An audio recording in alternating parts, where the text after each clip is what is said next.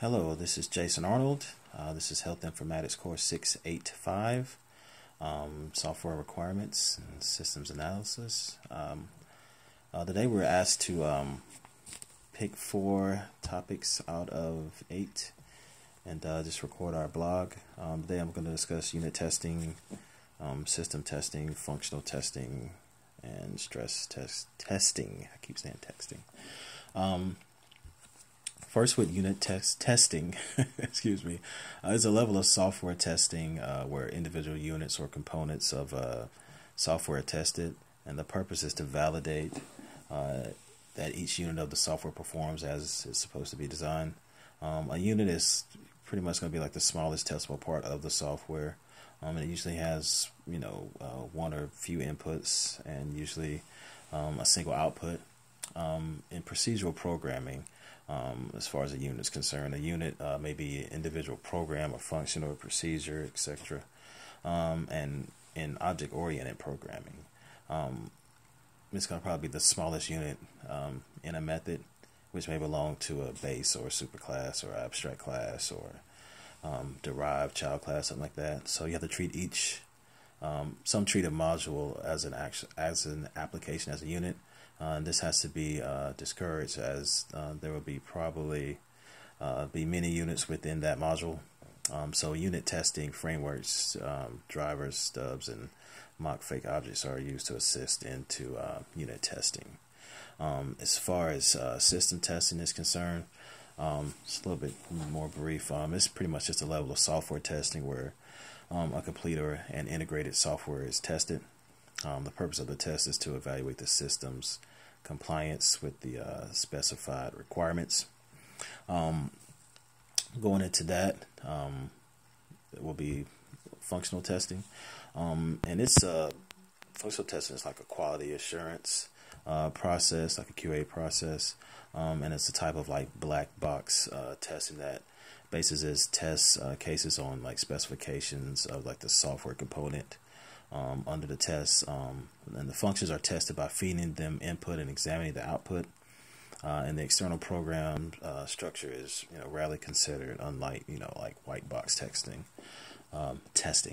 Functional testing also usually describes what the system does, and it does not imply that you're testing a function or a method of your module class. More like functional testing is going to test like a slice of functionality within the whole system. And it differs from system testing in that the functional testing, it verifies a program by checking against design or documents or specification, while system testing is going to validate the program by checking it against any published user or system requirements. And the functional testing has a bunch of different types, like smoke testing or sanity testing, regression testing, or even usability testing, which was actually on our list as well.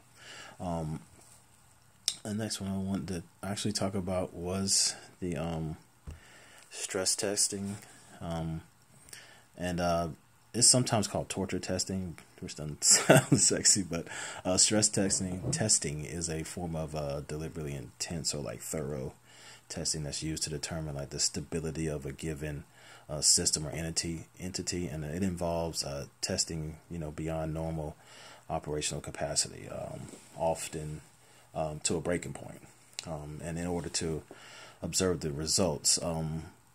And the reasons can include, like, you want to determine breaking points or safe usage limits. You want to confirm mathematical models are accurate enough, like in predicting these breaking points or these safe usage limits. You also want to use this for a reason as far as stress testing, to confirm intended specifications are being met, or determine like the modes of failure, like how often or how exactly a system fails, as well as to test stable operations of a part of a system outside of like standard usage. And so when you're dealing with like reliability engineers, they often test items under like expected stress levels or accelerated stress in order to determine the operating life of, or determine the modes of failure within, their systems. So the term stress may be more specific, or it may have a more specific meaning in like specific industries, kind of like material sciences. And therefore stress testing may sometimes have a technical meaning, like For example, instead of stress testing to like intensity, it could be stress testing as far as like fatigue of like how long it can endure something. And I want to kind of give a fifth one. I know this is not trying to be overkill or be goody two shoes, but all that kind of goes into performance testing a little bit as well. I know it kind of goes into usability testing, like I said, but that kind of goes into performance testing as well. And really quickly, as far as in software engineering, performance testing is in general a testing practice performed to determine how a system performs in terms of like responsiveness or like stability under a specific workload. And it can serve to like investigate or measure or validate or verify other quality attributes of a system, such as like the scalability or the reliability or the resource usage.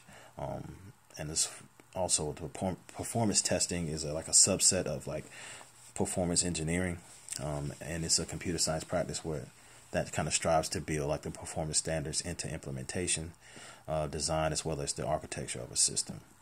I know that was 5, but they all kind of flow in together. Like I said, kind of got into usability as well. Probably could have just did all of these, but it's kind of interesting just to figure out how these systems are actually utilized and tested just to see how how well they work and their durability and the reliability and the structure elements. So again, that was my post.